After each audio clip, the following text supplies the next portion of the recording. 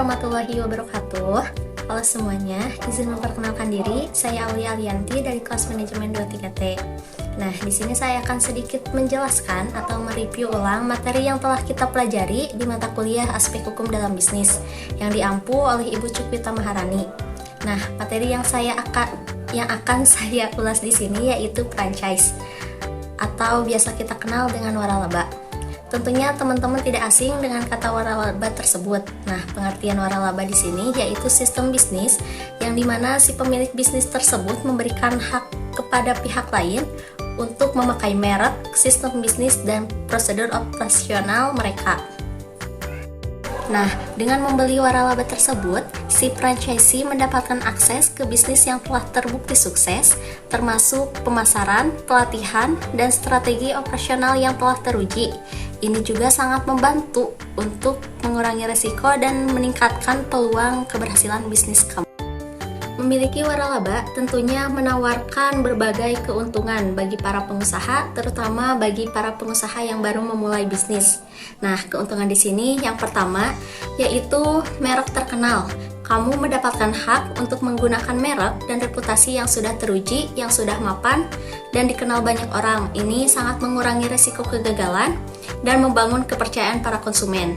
Kemudian untuk keuntungan yang kedua yaitu ada dukungan bisnis. Pemberi waralaba biasanya menyediakan pelatihan, dukungan pemasaran, dan strategi operasional yang sudah teruji. Kemudian ada keuntungan yang ketiga yaitu sistem bisnis yang teruji.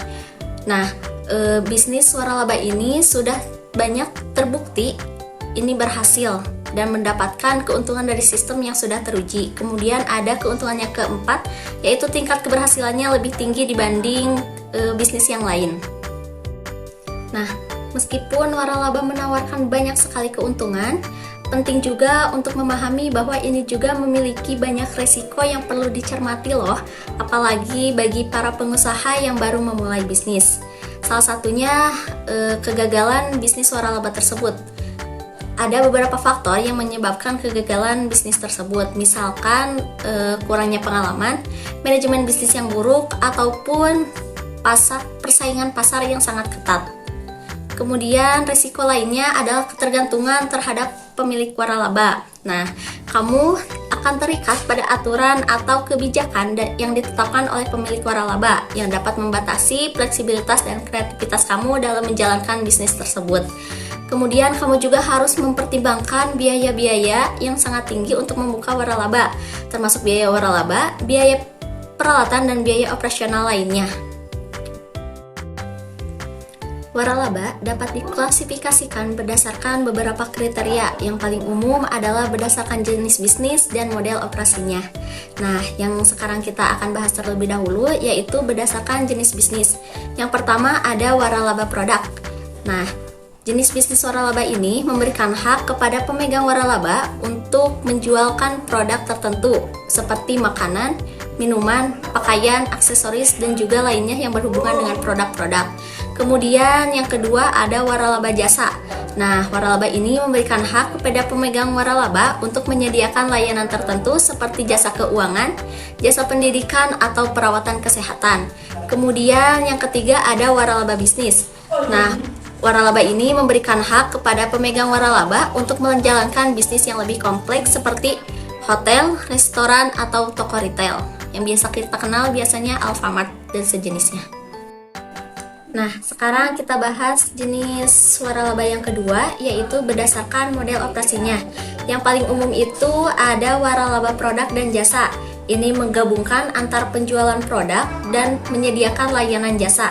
Contohnya seperti salon kecantikan yang menjual produk perawatan kulit dan penyediaan jasa perawatannya. Oke, sebelum kalian membeli waralaba, tentunya kalian harus memperhatikan beberapa faktor atau mempertimbangkan cara pemilihan yang tepat untuk membeli waralaba tersebut.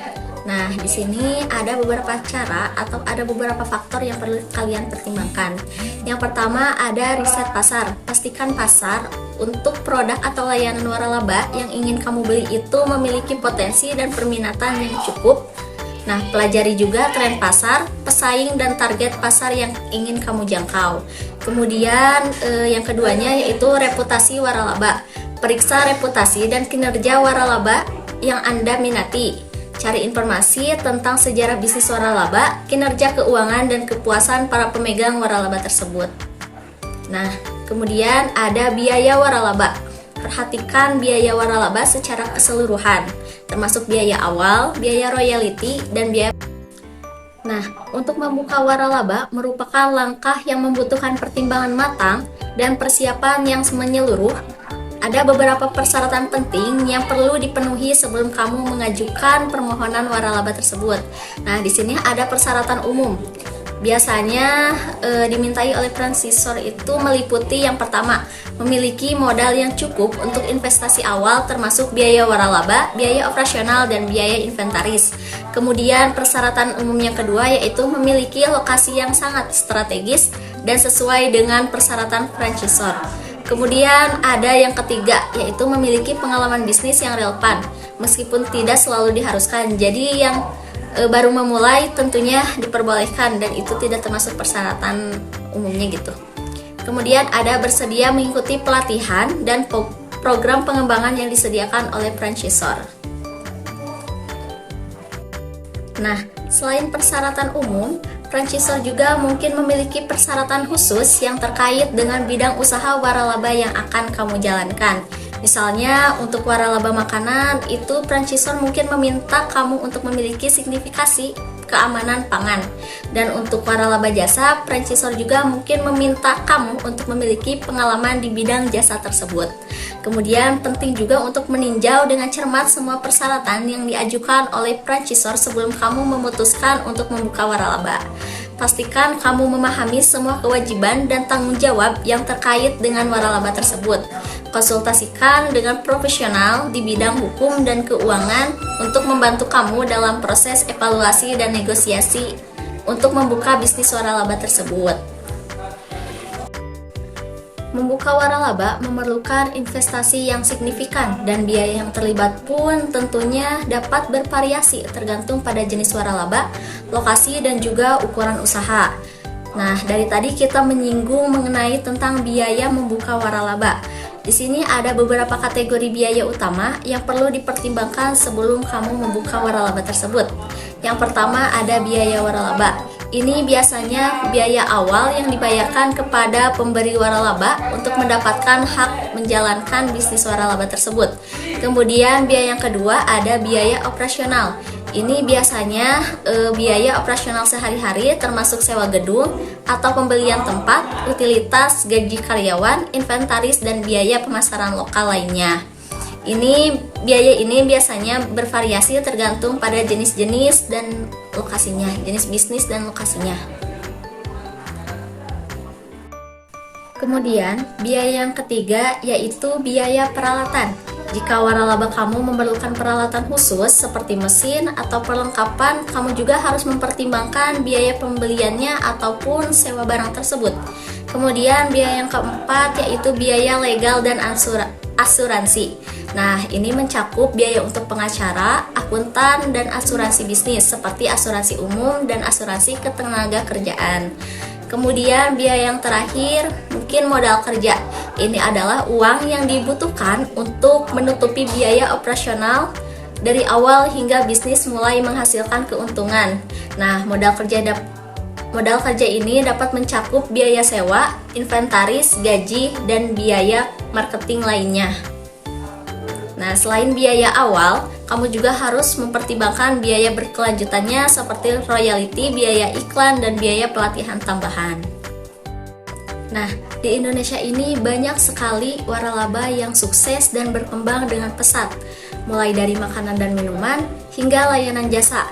Adapun beberapa contoh di Indonesia waralaba yang populer, seperti makanan dan minuman itu kopi kenangan, bakmi GM, ayam geprek bensu, bahkan sering kita temui itu seperti Mixu sama The Top. Nah, itu contoh waralaba yang sangat populer di Indonesia. Kemudian untuk layanan jasanya, kita sering temui Mr. Aladin, Traveloka, sama toko ojek sering kan kita menggunakan toko ojek, maupun itu dari Maxim, Gojek, Grab, ataupun sekarang itu ada yang baru InDrive. Kemudian dulu itu ada Uber. Nah, sekarang saya akan menyampaikan kesimpulan dari materi yang sudah kita ulas. Membuka waralaba bisa menjadi pilihan bisnis yang menarik, tetapi membutuhkan pertimbangan yang matang. Keuntungannya jelas, seperti brand yang sudah dikenal, sistem operasinya yang sudah teruji, dan dukungan dari franchisornya. Namun, risiko juga perlu dipertimbangkan, seperti biaya awal yang tinggi, ketergantungan pada franchisor, dan persaingan pasar yang ketat. Nah, sebelum memutuskan, pelajari jenis-jenis waralaba, cari informasi tentang franchisor dan track record mereka, dan pastikan kamu memiliki sumber daya dan komitmen yang cukup.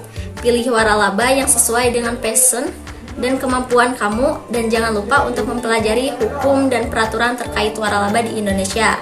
Pastikan kamu memahami sepenuhnya kewajiban dan hak kamu sebagai franchisee, dan jalin komunikasi yang baik dengan si franchisor tersebut. Nah, dengan persiapan kamu yang matang dan komitmen yang kuat, mungkin dengan membuka waralaba dapat menjadi jalan menuju kesuksesan bisnis kamu dan menjadi awal pertama perjalanan karir kamu. Nah, mungkin itu saja yang bisa saya ulas dari materi yang sudah saya pelajari di mata kuliah aspek hukum dalam bisnis. Kurang lebihnya mohon maaf. Wassalamualaikum warahmatullahi wabarakatuh. Bye.